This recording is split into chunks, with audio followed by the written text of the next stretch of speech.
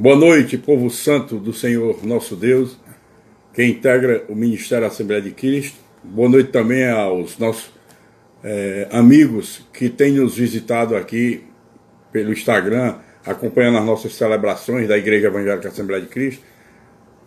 Pessoas que são ligadas, muitas vezes, a membros congregados do nosso ministério. Eu desejo a todos a graça, a paz e o amor de nosso Senhor e Salvador Jesus Cristo. Amém?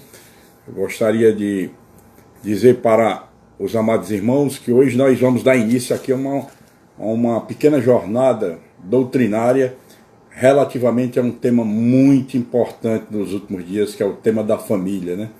Esse tema é um tema profundo que nós temos que estudar com todo carinho, com todo cuidado, porque nós estamos chegando nos tempos do fim e o maior bombardeio que tem ocorrido das trevas contra a Igreja do Senhor, o bombardeio começa justamente dentro das famílias, né? Dentro dos lares, os lares cristãos.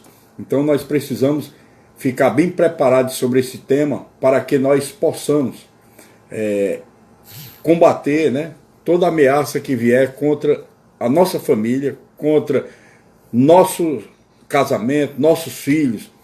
Nós precisamos estar bem preparados para a glória e louvor do nome de Jesus. Amém?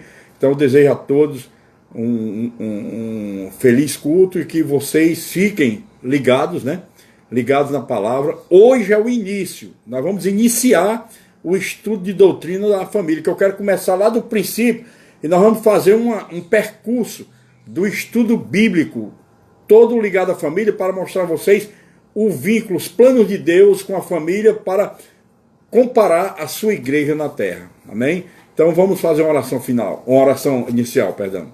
Vamos iniciar com a oração, ouviremos um louvor e logo em seguida iniciaremos então esse estudo doutrinário sobre a família, que eu creio que nós vamos usar aqui alguns cultos mais dia de quarta-feira para estudar profundamente e vocês terem o pleno domínio desse tema que é tão importante para a nossa vida, amém?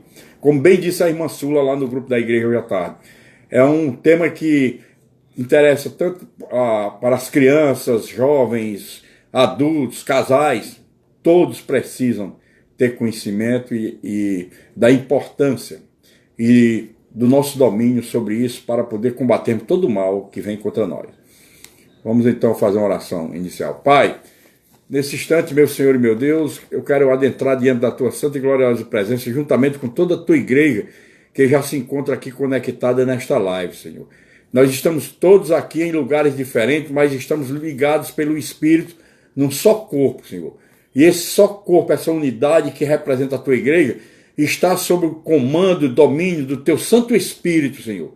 E por isso eu quero te pedir que teu Espírito Santo venha conectar com todos os espíritos que estão nessa live e possa, meu Senhor e meu Deus, derramar sobre nós nesta noite bênçãos espirituais sem medida, meu Pai, de sabedoria, conhecimento, discernimento, abrir todo o nosso entendimento espiritual para recepcionarmos a tua palavra, entendermos essa verdade e nos prepararmos mais e mais, Senhor, no agrado do teu santo coração e para a nossa segurança da salvação eterna. Santo de Israel, nós queremos te pedir que tu possas abençoar cada vida que já se encontra conectada, abençoa também todas aquelas que forem entrando a partir de agora, e eu te suplico, meu Deus, também por aquelas vidas que estão acamadas com alguma enfermidade, Senhor, moribundas nos hospitais, nas clínicas, nas UPAs, até mesmo dentro dos lares, Senhor, e todas essas vidas que estão nesse processo de enfermidade, aquelas que se lembrarem de ti, meu Pai, e invocar o teu nome, Senhor, pedir socorro a ti,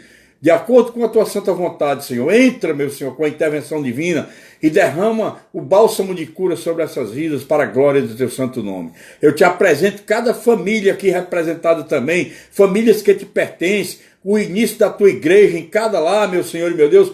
Por isso, meu Senhor e meu Deus, blinda a partir de agora todas as famílias que encontram-se aqui representadas, que as forças do mal, o inimigo das nossas almas e o seu exército não tenha, Senhor, como se aproximar do nosso estudo desta noite, nem possa nos ameaçar com nenhum risco de atrapalhar o nosso estudo, porque nós queremos, meu Senhor e meu Deus, aprender muito mais sobre a família, meu Deus, que foi uma instituição criada por ti, uma instituição divina com um propósito, um plano superior para comparar com a tua igreja na terra e o preparo de todos para o casamento com o noivo. E assim, meu Deus, ser conosco nesta noite, pois é isso que eu te oro e já te agradeço, no nome santo de teu Filho amado Jesus Cristo, que vive e reina por toda a eternidade. Amém, igreja? Vamos ouvir só um louvor e logo em seguida estudaremos a doutrina.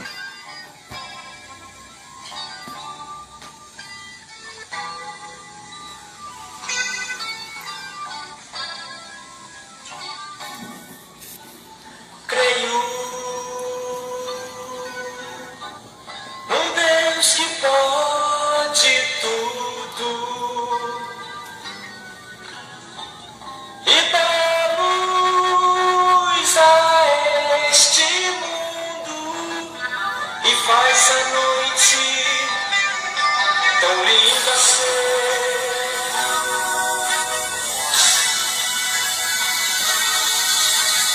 Creio nesta verdade santa. Quem está caído se levanta pela esta palavra tem.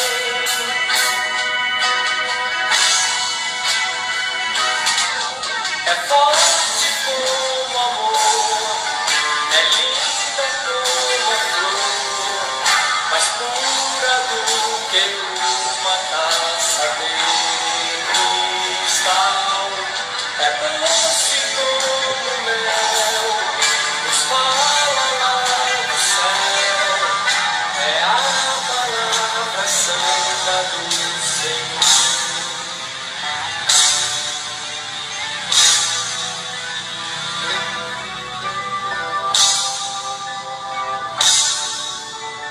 Creio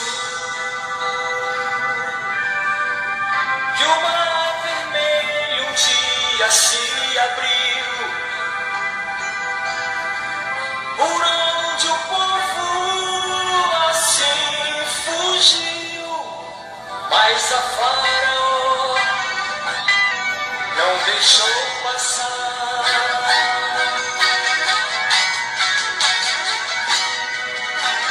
Creio em Daniel na cova dos leões. Não tinha medo nem arranhões, pois com ele estava a palavra de Deus. É forte como amor, é linda como a flor, mais pura do que uma taça de cristal. É doce como mel, nos fala lá do céu. É a palavra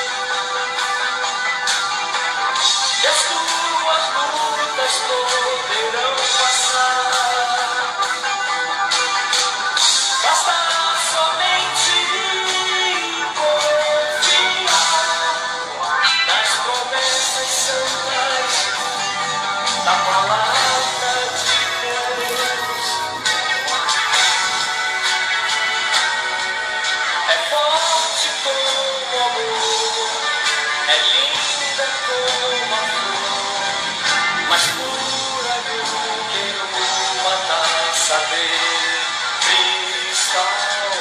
É doce como mel, nos fala lá do céu, é a palavra santa do Senhor.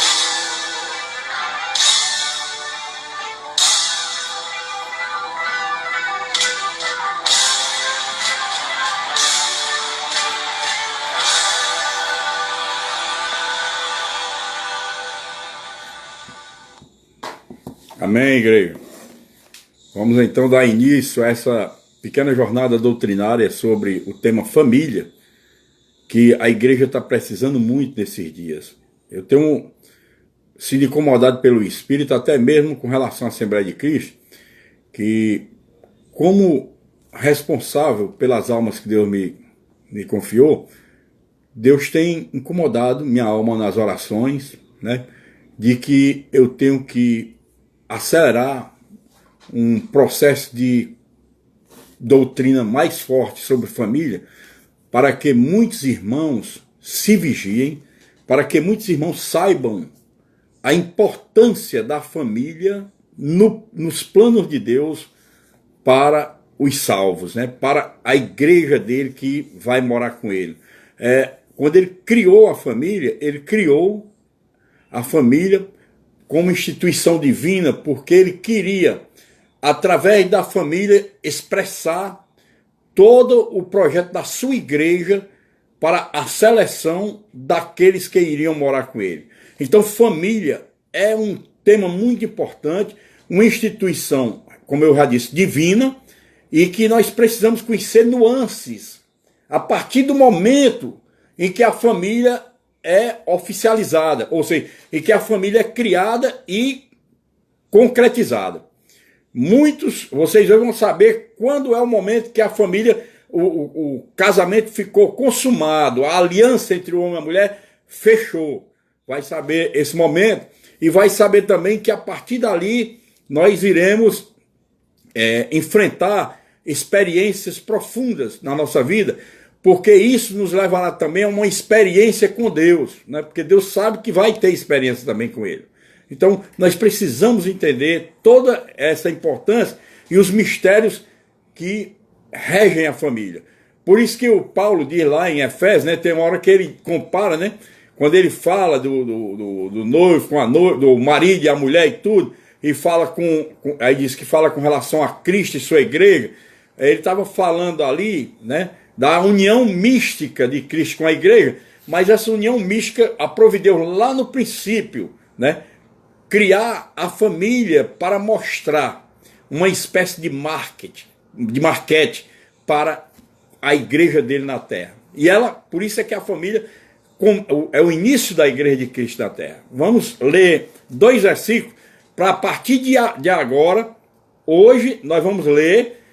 Quando chegar no tempo da live terminal, nós pararemos, quarta-feira retomaremos, mas quem tem interesse de se aprofundar e ter agora, receber uma base sólida para falar de família, para ajudar alguma família, algum casal que está necessitando, uma família que está se desestruturando, que está falindo, vocês vão ter, todos vocês que vão participar dessa jornada, vão ter como, né, fazer alguma coisa por quem está precisando.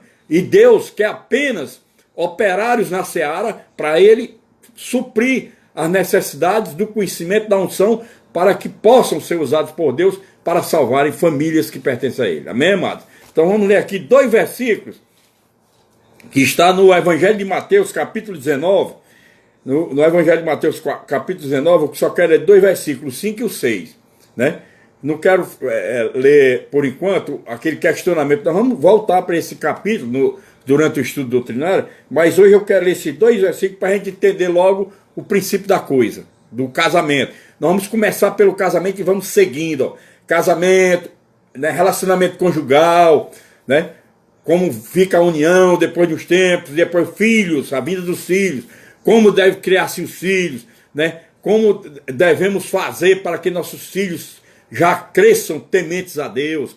Tudo isso nós vamos aprender aqui nessa jornada de família. Nós não tivemos oportunidade este ano de fazer um encontro, um seminário de famílias, devido a esta pandemia, mas o inimigo não nos derrota nem nos derrotará. Através desses cultos de quarta-feira, nós vamos fazer doutrinas profundas sobre a família. Me comprometo a vocês que iremos estudar profundamente esse tema e vocês ficarão letrados, né, bem experimentados para ajudar outras famílias que necessitam. Amém? Vamos ler aqui o Mateus capítulo 19, versículos 5 e 6. Tá certo? 5 e 6. Então vamos começar aqui. Diz assim, ó. E que diz Jesus dizendo, né, para os fariseus que tinham começado a querer indagar, fazer indagações dele. Por esta causa deixará o homem pai e mãe e se unirá à sua mulher, tornando-se os dois uma só carne. O 6.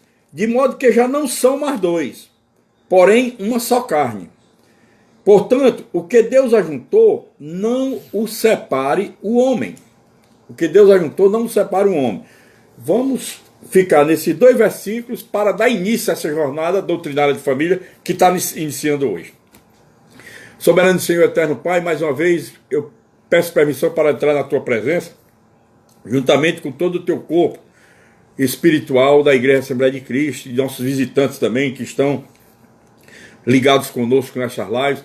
Meu Senhor, que Tu possas abrir nosso entendimento para tudo que será ministrado aqui, que Tu possas derramar sobre o Teu instrumento nesta noite, o pregador, usa a boca do Teu Filho, Senhor, do Teu pregador, para falar profundamente aos nossos corações pelo Teu Espírito, Senhor. Ensina-nos muito sobre esse tema tão maravilhoso, tão importante para a vida de cada um dos Teus filhos e filhas, Senhor. Ser com cada um de nós, que o homem que vai ministrar essa doutrina desapareça e Teu Espírito possa falar profundamente aos nossos corações. É o que eu te oro e te agradeço no nome de Jesus Cristo, que vive e reina por toda a eternidade. Amém. Amém, igreja? Então vamos começar aqui a comentar o seguinte. Deixará o homem pai e mãe e se unirá à sua mulher, tornando-se os dois uma só carne. Deixa eu explicar uns pequenos detalhes logo, porque essa doutrina vai ser coisa profunda, então tem que ser explicado com muitos detalhes. Um dos detalhes logo que todos os irmãos da Assembleia de Cristo e os que estão nos acompanhando, os amigos que estão nos acompanhando, têm que aprender nesta noite, é que até o cerimonial, aquela celebração de um casamento, seja ele onde for, né? Mas quando um homem e uma mulher resolvem se unir numa aliança para se tornarem um casal, uma família, formar uma família, aquela aliança que eles fazem é uma aliança que eles farão, se eles estão fazendo essa aliança perante Deus, essa aliança, ela é imutável, ela não muda. Essa aliança, ela é profunda, é infinita, enquanto os dois viverem neste mundo material. Ela é infinita. Vamos entender isso um pouquinho mais. Vamos começar pelo ritual, a ritualística de um casamento. Vocês sabiam que no casamento, quando o pai entra com a noiva, quando o pai entra com a noiva na igreja, ele entra com a sua filha, né? A sua filha na igreja e entrega a sua filha para o varão que vai ser o seu esposo. Entrega lá na frente do altar, perante todas as testemunhas e perante a testemunha maior que é Deus, que está ali observando.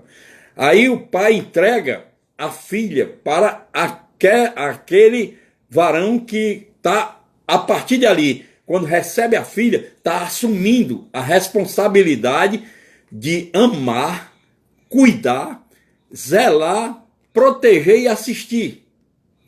Ele tem agora que dar a guarda, assistência, proteção e o amor infinito para ela. Tem que um amor infindável. Tem que dar toda a assistência, porque o pai está dizendo, ó, eu estou entregando minha filha para você, porque a partir de hoje a responsabilidade é toda sua. Vocês sabiam disso?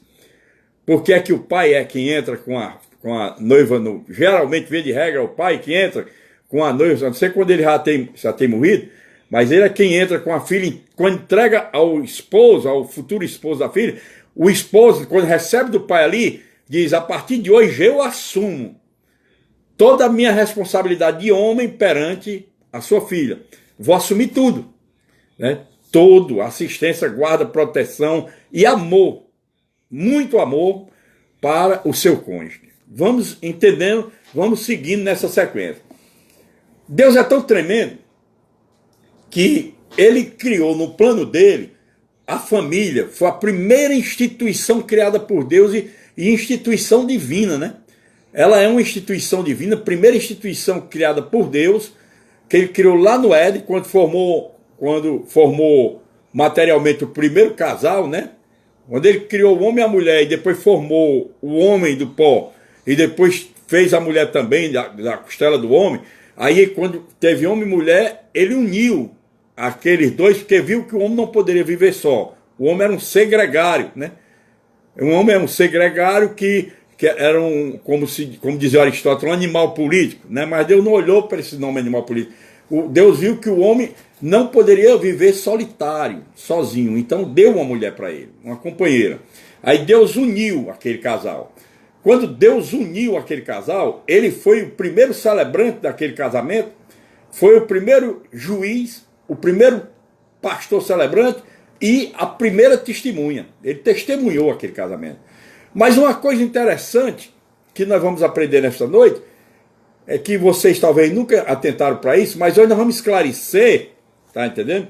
Nós vamos esclarecer aqui uma coisa para vocês que é de muita importância, quando diz que o que Deus uniu, o homem não separe, né? O que Deus uniu, o homem não separa. Nós vamos ler isso aí com bem profundidade, vamos estudar essa expressão. Hoje à noite vocês vão sair daqui sabendo a realidade dessa expressão, tá certo? Mas antes de descermos nessa profundidade, eu queria lembrar a vocês que Deus é tão zeloso com a família, que era o plano dele para mostrar o início da igreja e a evolução da igreja na terra com amor, né? O amor a ele, né? Na obediência à palavra, no cumprimento da sua vontade, essa obediência incondicional a Deus, esse amor que nós demonstraremos para Deus, como ele também demonstra para nós, né? Ele também demonstra para nós. Só para vocês terem uma ideia, muitos doutrinadores, inclusive os pais da igreja, como Nicodemos, como Policarpo, eles reconheciam que o Espírito Santo de Deus, ele age como uma espécie de mãe, né? De mãe. Deus, tem o Deus Pai, o Deus Filho tinha que ter uma mãe, a Trindade Santa, o Espírito Santo em matéria de assistência, né? De assistência, ele age a ser como uma espécie de mãe. É por isso que Deus compara muitas vezes o amor dele com o amor de uma mãe também, né? O amor de uma mãe, como ele comparou lá em Isaías 49, né? Isaías 49, versículo 15, ele compara, né, que uma mãe que está amamentando, ele indaga, pode uma mãe que está amamentando um bebê abandoná-lo? Que é muito difícil. Aí ele pergunta, pode abandonar? Mas, ainda que esta abandonasse, eu jamais vos abandonaria, te abandonaria. Ele não abandona nenhum de nós. É um amor incondicional. Então, por que isso? Porque ele sabe que aqueles que ele ama é a igreja dele. São os filhos dele que vão voltar para ele novamente. São os filhos, os espíritos que ele lançou neste mundo material, botou num corpo de carne, mas que depois retornarão para ele. Então Deus inicia para orientar o homem e a mulher, ele inicia nos dizendo o quê? Ele inicia que nós temos que cumprir uma das primeiras regras, né? A primeira regra para o homem e uma mulher se unir, como diz aqui na palavra, deixará o homem o pai e a mãe, né? E se unirá a sua mulher, tornando-se os dois uma só carne. Olha bem, deixará o homem o pai e a mãe, se unirá a sua mulher e se tornarão os dois uma só carne. Vão viver unidos. Vão viver unidos num só. É um só corpo místico da igreja e uma só alma, um só coração.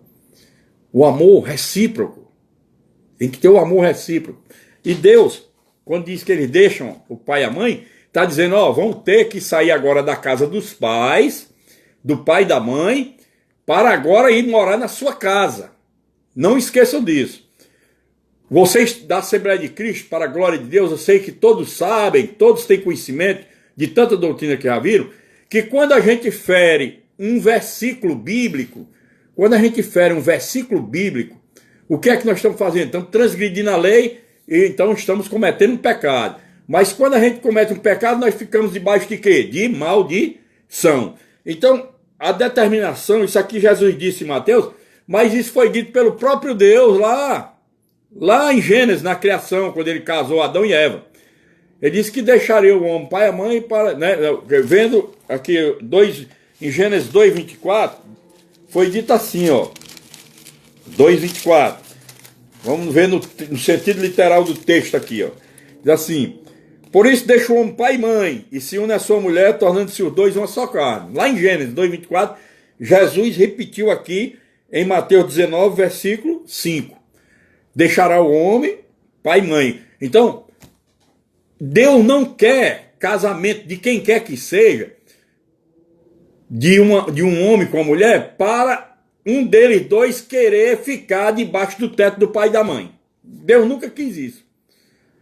Deus não aceita isso. Por favor, nós estamos começando uma doutrina hoje. Eu não tenho interesse de avançar sem vocês entenderem todas essas coisas. Porque nós vamos estudar profundamente. Nós vamos estudar muito profundo isso aí.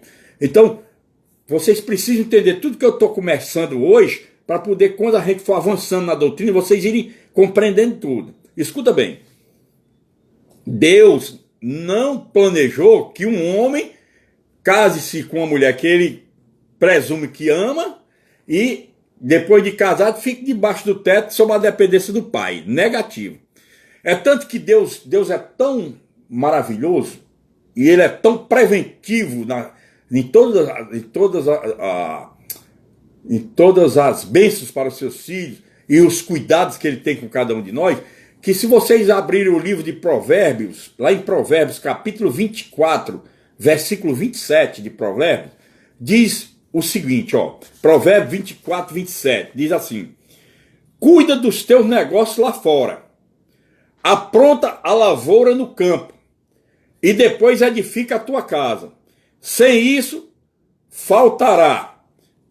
Para um homem que quer casar, quando um homem quer casar, ele quer independência geográfica, independência financeira, independência emocional e quer ter uma união. Deus quer que ele tenha uma união permanente monógama. O casamento não é polígamo, né? Não é uma poligamia, é uma monogamia. É o casamento de um homem com uma só mulher, né? Deus nunca aprovou o casamento de um homem com várias mulheres. A cultura daquele povo foi que fez com que isso ocorresse. Mas Deus não queria. Deus não queria isso. Porque quando Deus juntou o homem e a mulher, ele não juntou no plural. Deixará o homem. Por isso o homem unirá-se à sua mulher para formar os dois uma só carne. Então o casamento sempre foi monógamo. Aos olhos de Deus não pode ser um casamento polígamo.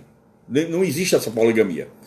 Por Deus que nossa nação estabelece a monogamia também, né? A monogamia. Então, e muito sabiamente também tem a sociedade conjugal, né?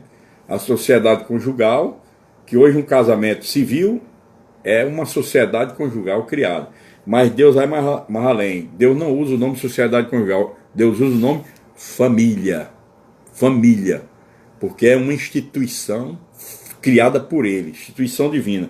Então, quando em Provérbio diz que a gente tem que cuidar dos teus negócios lá fora, quer dizer, olha, jovem, se tu quer casar com a tua namoradinha, vai primeiro levantando o teu capital. Sem dependência paternal, maternal. Tu vais ficando independente financeiramente. Ó. O Senhor é quem está determinando. Cuida dos teus negócios lá fora. Né? Apronta a lavoura no campo. E depois edifica a tua casa. Aprontar a lavoura no campo é cuidar dos negócios lá fora, aí planejando que vai ter uma família, vai ter uma mulher e filho, já se preparando, né, para isso. Porque até para ter os filhos é preciso já, antes de casar, já começar a se preparar. Estão lembrados? Certa vez, alguém chegou para o Santo Agostinho, o bispo de Hipona, e disse assim, bispo, qual o conselho que Vossa Eminência daria de quantos anos eu precisaria para me preparar, para ter um filho? Quanto tempo eu precisaria me preparar para ter um filho? Aí o que foi que o Agostinho de Hipona disse, o bispo de Hipona? 20 anos antes de teu filho nascer. Olha o tempo que o Agostinho botou. 20 anos antes do teu filho nascer, tu tem que se preparar para ser pai. Por isso é que tem muitos distúrbios nos lares. Pais que não sabem criar filhos, pais e mães. Pais que fazem os desejos dos filhos direto, vivem fazendo toda a vontade dos filhos, pensando que com isso vão ganhar o amor dos filhos, mas não vão ganhar o amor do filho. Vão pagar o preço lá no futuro, lá na frente. Né? Porque não ensinaram a eles o temor do Senhor, a obedecer, a saber obedecer e receber o desejo do Pai. O desejo do Pai. Então, nós precisamos...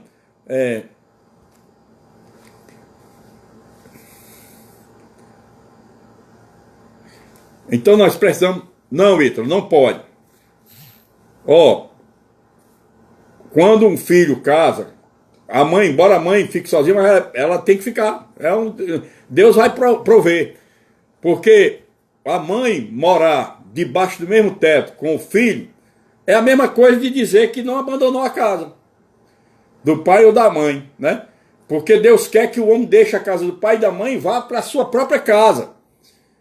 Eu não vi nenhum ainda que mora debaixo do teto dos pais, casou e mora debaixo dos tetos dos pais, para no futuro o casamento não estar dissolvido, a confusão, né? É briga entre os pais e os cônjuges, o filho e a esposa. É um negócio terrível. Aí a pessoa, mas pastor, e sabe por que é isso?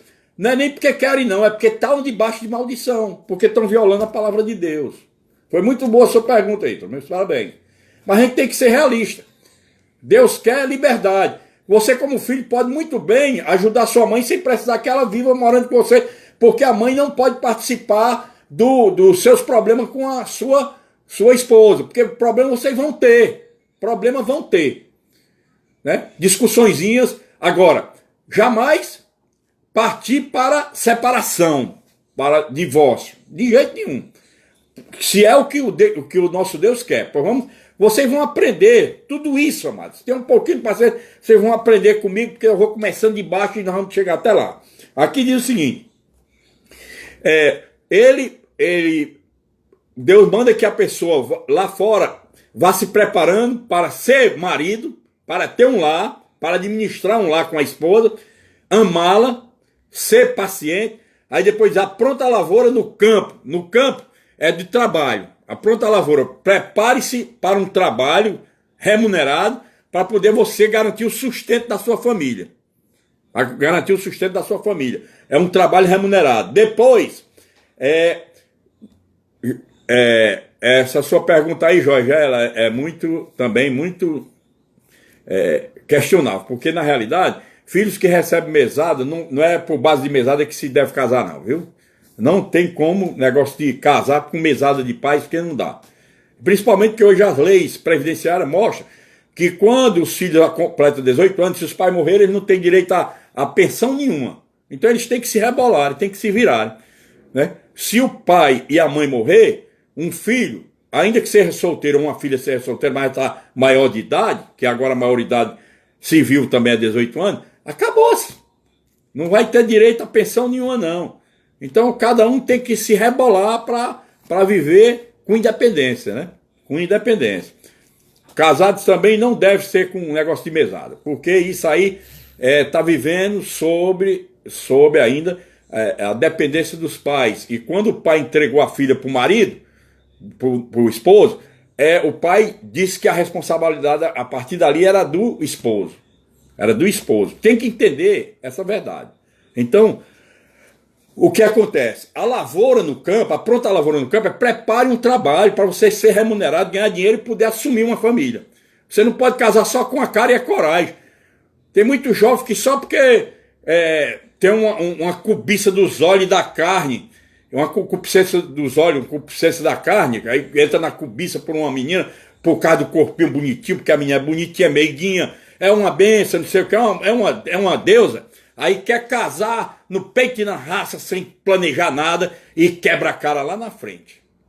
Ambos quebram a cara, porque não se projetaram, não fizeram como Deus manda, né? Não fizeram como Deus manda. Não calculam o preço que irão pagar por esta nova experiência humana, né, de casamento. Então, vamos para frente. A independência geográfica que Deus exige quando o homem deixa o pai e a mãe, ó, deixará o homem a casa do seu pai e de sua mãe, né? Por esta causa deixará o homem pai e mãe, deixará ficar independente geograficamente. Quem casa quer casa e tem que ter uma casa, não a casa dos pais. Aí a independência geográfica, independência financeira. Acabei de falar, o filho não pode viver na dependência financeira dos pais depois do casamento, porque aí esse casamento não existe. Essa aliança foi furada. É furada por quê? Porque ele vive na dependência dos pais. Como é que quem vai mandar é a mãe e o pai? Aí a mãe vai atacar a nora vai brigar com a sogra, porque antes do casamento tudo é alegria, é só alegria antes do casamento. Mas depois que se casa a coisa muda, amados, porque no mundo espiritual o inimigo prepara primeiro um ambiente. O inimigo é o mestre da ilusão.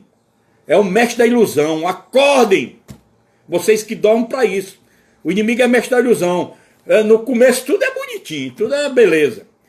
Mas depois que está casado a coisa começa a arruinar, viu? A coisa começa a arruinar.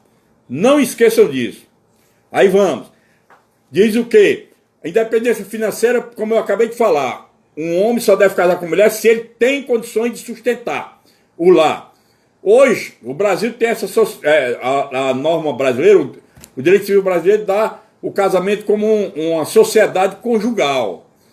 Essa sociedade conjugal, quer dizer, ambos os cônjuges são sócios e por isso cada um tem suas responsabilidades, né? Tanto pelo lado material como pelo lado dos filhos, né? Assistência aos filhos e tudo. Então, por conta da lei brasileira, hoje pode trabalhar a mulher também. Antigamente, né? Antigamente o homem era quem trabalhava para dar o sustento do lar, a mulher era administradora do lar. Hoje as mulheres são um pouco orgulhosas, querem estar independentes e preferem trabalhar também. Não tem nada delas trabalhar, mas enquanto elas tiverem filho pequeno, elas não devem arriscar ficar o dia todo de fora de casa e deixar os filhos dentro de creche.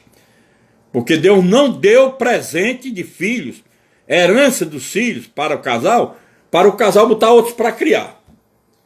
Da maneira dele. Olha o que nós estamos vivendo aí, o Satanás usando o poder político do Estado, em várias nações, usando o poder político do Estado, para pregar sobre ideologia de gênero.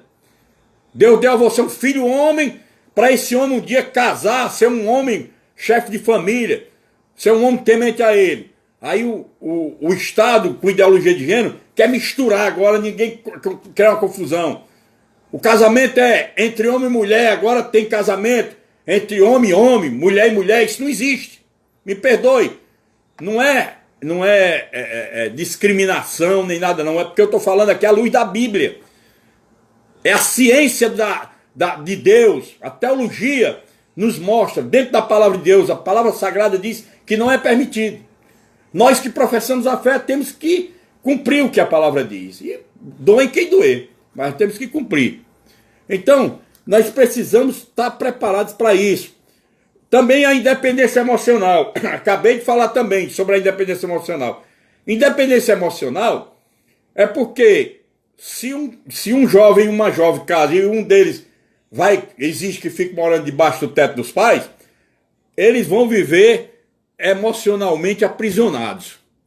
Eles não têm liberdade, os dois, de dialogarem, de questionar algum assunto de interesse dos dois. Eles ficam aprisionados com a dependência completa emocional dos próprios pais. E o que Deus não permite. E até a quarta regra é a união permanente e monógama. A união permanente, porque Deus diz que o que Deus uniu, o homem não separa. Agora nós vamos partir para o bom. Mas antes disso, eu vou mostrar aqui o que diz Josué para quem quer casar. Depois de casado, nós temos que fazer igual o comandante Josué, quando assumiu o lugar de Moisés. Lá em Josué capítulo 23, versículo 8, ele diz: mas ao Senhor, vosso Deus, vos apegareis como fizeste até o dia de hoje. Não é porque casamos que vamos deixar Deus, não. Agora que nós vamos ter que servir a Deus, sabe por quê? Porque com o casamento, nós demos início à igreja de Cristo na terra. E se demos início à igreja de Cristo, mas se eu me casar, não vou estar ligando para isso, não. Casar, vou trabalhar o dia todo para sustentar a família, vou estar preocupado com a igreja. Então você está completamente em desordem espiritual e correndo sérios riscos. Tanto no campo material, no campo físico material, como no campo espiritual. Você está por um fio. Está por um fio a sua vida. Então você precisa entender que a família é o início da igreja de Cristo na terra.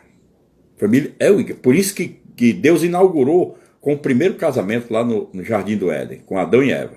Então, nós precisamos entender uma coisa. O casamento é necessário. O casamento é necessário e muito necessário. Mas antes de falar sobre essa necessidade total do casamento, vamos ver aqui o que foi que Deus disse lá no versículo 6. De modo que já não são mais dois, porém uma só carne. Vocês estão entendendo agora o que é que Paulo lá, em Romanos também nos alerta? Que um homem que se mistura com uma outra mulher que não é a sua, ele, além de estar cometendo adultério, ele está unindo a sua carne com aquela outra carne estranha, e a alma dele está em eclipse com Deus. Está em eclipse com Deus. Porque ele tinha que respeitar a sua esposa. Ele tinha que respeitar. Porque quando Deus diz quando Deus diz o que Deus uniu, o homem não separa, Deus, quando uniu dois cônjuges, um homem e uma mulher, no casamento, fez eles celebrar uma aliança, Deus não quer que essa união seja quebrada por qualquer coisinha, não. Principalmente através dos adultérios da vida. Me perdoe, amados, aqui eu não estou para atingir ninguém, eu estou para dizer a verdade da Bíblia, e nós vamos estudar isso com profundidade esses dias. Quem não suportar essas coisas, é melhor nem ouvir o tema, porque também talvez não seja filho de Deus ou filha de Deus que rejeita isso, que é uma verdade de Deus. Então, a união conjugal, ela é, depois de feita a aliança, não pode ser quebrada. Só com duas regras distintas, que Deus, não porque Deus quisesse o caso do adultério, ele diz, por causa da dureza do coração, o homem, ele diz assim, por causa da dureza do coração, Jesus disse para os fariseus, é que Moisés vos permitiu repudiar a vossa mulher, entretanto não foi assim desde o princípio. Porém vos digo, quem repudiar a sua mulher, não sendo por causa de relações sexuais ilícitas, porque muita gente pensa que um casal é permitido o divórcio só por conta do adultério. Não, Jesus não falou a palavra adultério, ele falou por relações sexuais ilícitas. Relações sexuais ilícitas, isso aqui é um dos pontos que vocês dois estão aprendendo. O divórcio não é só por conta do adultério. É aqui, Mariana, Mateus 19, versículo 8, Jesus dizendo, 8 e o 9. No 9 ele diz assim, eu porém vos digo, quem repudiar sua mulher, não sendo por causa de relações sexuais ilícitas, e casar com outra, comete adultério. E o que casar com a repudiada, comete adultério. Primeiro ele falou em relações sexuais ilícitas. Se uma mulher casa com um rapaz, depois descobre que ele é um boiola, me desculpa a expressão, que é um homossexual, que ele gosta de homens também, é um bissexual, um homossexual, seja lá o que for, então é uma relação sexual ilícita que ele pratica e não com a esposa. Então não é um motivo para que haja a carta de divórcio. E no caso também até o caso até também de anulação de casamento. Se o casamento, se for logo nos primeiros dias do casamento, a mulher já pode logo entrar com anulação, não é nem casar, não é nem divorciar. Mas se já passou uns tempos, a mulher só descobriu depois, aí tem que partir para o divórcio. É isso que as relações sexuais ilícitas é qualquer relação sexual fora do casamento ou relações espúrias que Deus não permite. Vocês estão entendendo essa situação? Um homem que deixa a sua esposa para manter relações sexuais com outro homem, ele está impugnável na presença de Deus. Ou ele se conserta, vai para o conserto sério com Deus, com o perdão da esposa. Ou então a esposa não é obrigada a viver com um homem desse, espúrio, um pecaminoso, que está indo para o inferno e está levando a esposa também, porque eles são uma só carne. São uma só carne. Por favor, entendam isso. Por favor, entendam. Então, nós vamos seguir em frente aqui. Vamos seguindo em frente. O que Deus uniu, o homem não separa. Vou explicar isso aqui para vocês agora. Primeiramente, a partir de hoje vocês vão saber que Deus uniu, Deus mesmo, o único homem que Deus escolheu uma mulher para ele foi Adão. Vocês sabiam disso? O único homem que Deus escolheu uma mulher para ser sua esposa foi Adão. Depois dele, ninguém mais. Ninguém mais. Deus não escolheu.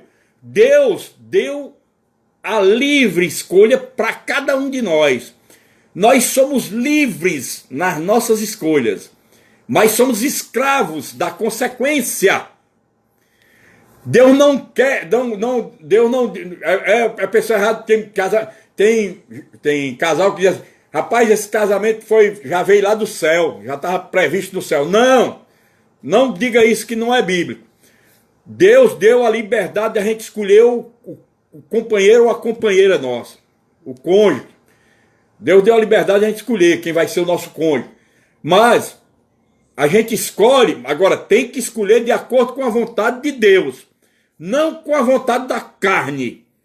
Porque tem a vontade da carne e a vontade de Deus. A vontade de Deus é que os seus filhos e filhas só devem casar quando ambos professam a mesma fé. A mesma fé.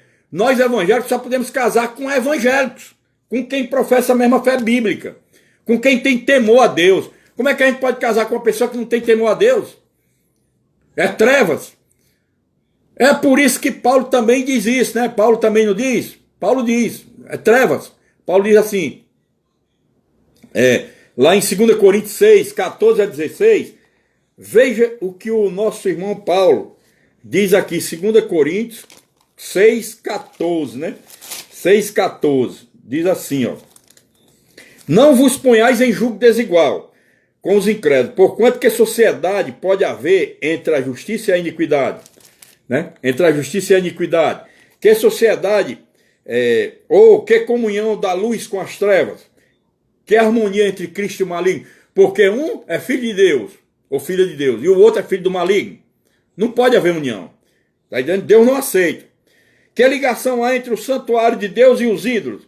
Porque nós somos santuário de Deus vivente, como ele próprio disse. Habitarei e andarei entre eles, serei o seu Deus e eles serão o meu povo. Então, por favor, amados, quando a gente vai escolher, não é porque vê uma pessoa e diz, é uma bênção, eu vou casar com essa pessoa. Qual a fé que você professa? Não professo fé nenhuma. Você não crê em Deus? Não creu, não.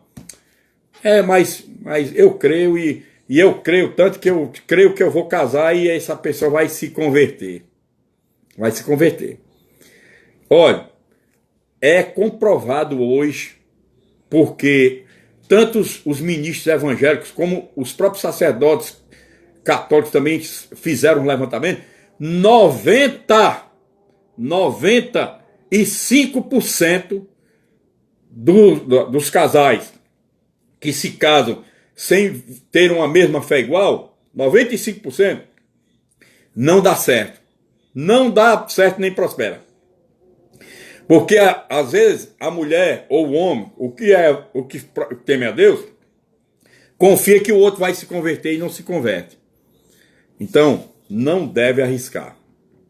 O certo é que o percentual é tão alto que não deve correr o risco de casar pensando que o cônjuge feminino ou o cônjuge masculino vai se converter. Por favor, entendam isso, amados. Não tem como. Né? Não tem como. Isso não existe. Então nós precisamos entender essa realidade. E outro detalhe também muito importante. Vocês estão lembrados? Vou mostrar também outra coisa aqui. Lá em Números, capítulo 36, versículo 6, nós temos uma história do Zelofeade, era um príncipe de uma tribo, né? De uma das tribos, e Zelofeade só teve 5 filhas. Ele tinha 5 filhas. Não teve nenhum filho homem, tinha 5 filhas. E as filhas estavam questionando com o pai porque elas tinham que casar. Pai, eu tenho que casar, como é que eu vou fazer? Aí ele foi consultar a Deus, levou o caso para Moisés, Moisés consultou a Deus e Deus disse, Deus disse, seja por mulheres a quem bem parecer aos seus filhos, aos seus olhos, seja por mulheres. Diga para elas lá, para a filha de Zelofeade, que elas podem ser a esposa, ser mulher, a quem parecer bem, a quem bem parecer aos seus olhos, né? Contanto que se casem na família da tribo de seu pai. Olha lá em Números 36:6. Foi daí que começou o questionamento. Contanto que se casem na tribo de seu pai. Por quê? Porque se aquelas meninas casassem com um rapaz de outra tribo, quem tinha que tomar posse dos dotes dela, dos bens de herança, tudo era a outra tribo e não a tribo do pai. Você está entendendo? No campo material e no campo espiritual, fica um negócio complicado. Eu vejo essa passagem aqui para a gente comparar também o caso de moças que são evangélicas, que querem correr o risco de casar com outro que professa a fé. Não, é cristão também, mas não professa a fé como nós. Não tem como regra de fé a Bíblia, a palavra de Deus. Tem como regra de fé liturgias vazias. Tem como regra de fé cerimônias inócuas. Cerimoniais que Deus não aceita isso. Deus só aceita como adoradores os que adoram em espírito e em verdade. Em espírito e em verdade, que é a palavra. Então, nós precisamos entender isso. Temos que compreender essa situação. Então, eu vou contar para vocês, mas não sei se dá tempo. Não vai dar tempo. Não sei, vamos ver. Abraão, vocês estão lembrados da história de Abraão? Se vocês, em casa, quando terminarmos a live, leia Gênesis capítulo 20. Em Gênesis capítulo 20, tem a história que Abraão foi até Gerar com a Sara, porque estava vendo a seca, ele foi para lá. Chegou lá, ele pediu abrigo, asilo a Abimeleque, que era o rei lá de Gerar. Aí, Abimeleque, Abraão tinha prevenido a Sara. Sara, quando chegar lá, tu diz que é minha irmã, não diz que é minha esposa, não. Diga que é minha irmã, porque senão esses homens podem me matar. Por quê? Porque Abraão pensava assim, que aquele povo não temia a Deus, ao Deus que ele servia. Ele pensou assim, esse povo aí não teme ao meu Deus. Então, como eles não temem ao meu Deus, se eles souberem que ela é minha esposa, eles podem me matar. Mas eu lendo doutrinas mais profundas, já vi outros pastores pregando também, chega-se à conclusão seguinte, o que era uma realidade é que quando um homem, lá naquela época, lá de Abraão já, naquela época de Abraão, quando ele sabia que uma mulher estava casada com um homem, eles não se envolviam com a mulher. Não se envolviam. E nenhuma mulher também se envolvia com o marido de outra. Vice-versa. Nem um homem se envolvia com outra mulher e nem a mulher dele se envolvia com outro homem.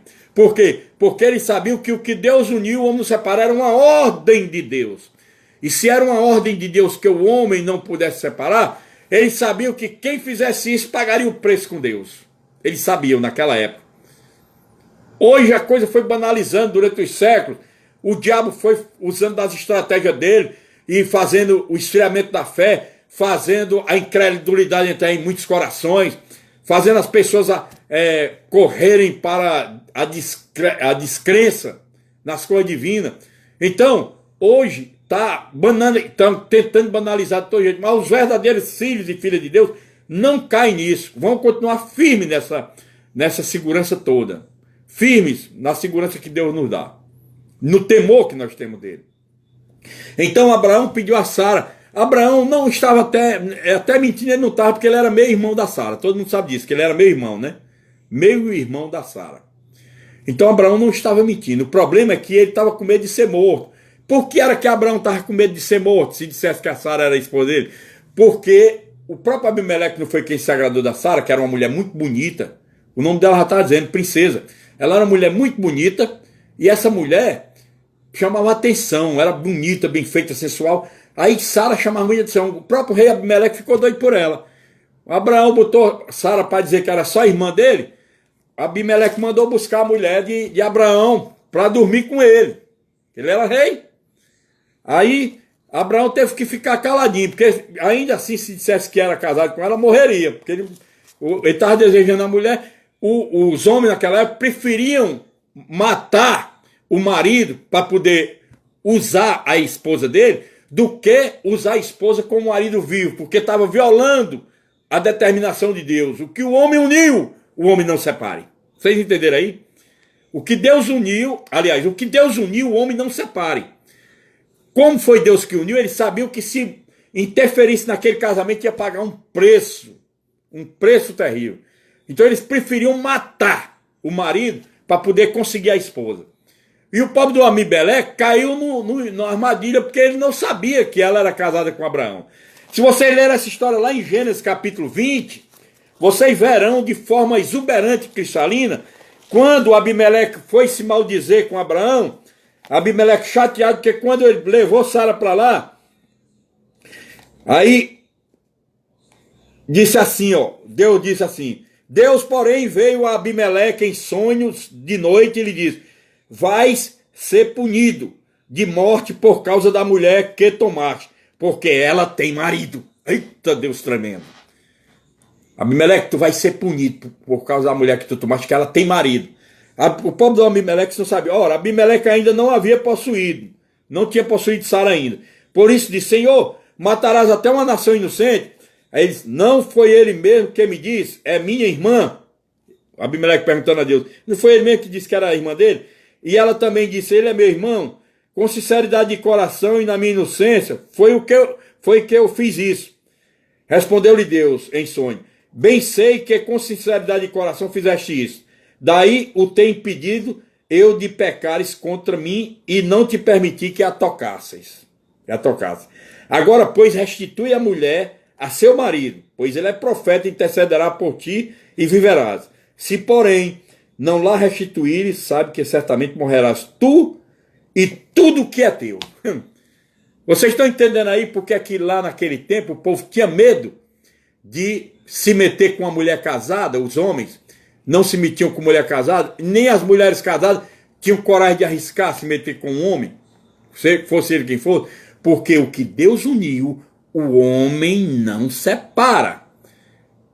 Mas eu tenho que explicar essa história do que Deus uniu para vocês profundamente. É porque o tempo voa e já está chegando ao final.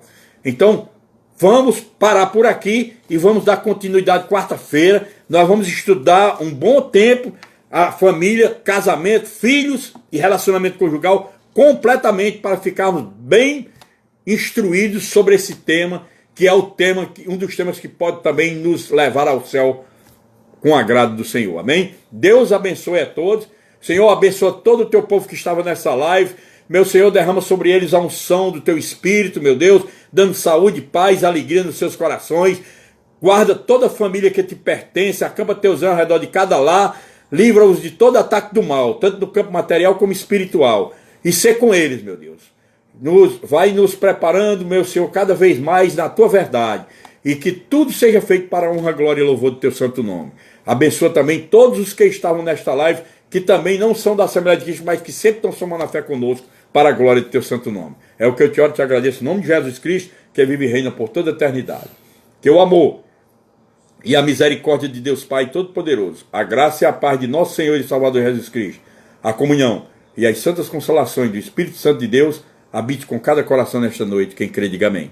Cumprimente a pessoa que estiver do seu lado aí, se tiver com alguém, cumprimente. Se não tiver, cumprimente Jesus, que ele está do teu lado aí, o Espírito Santo.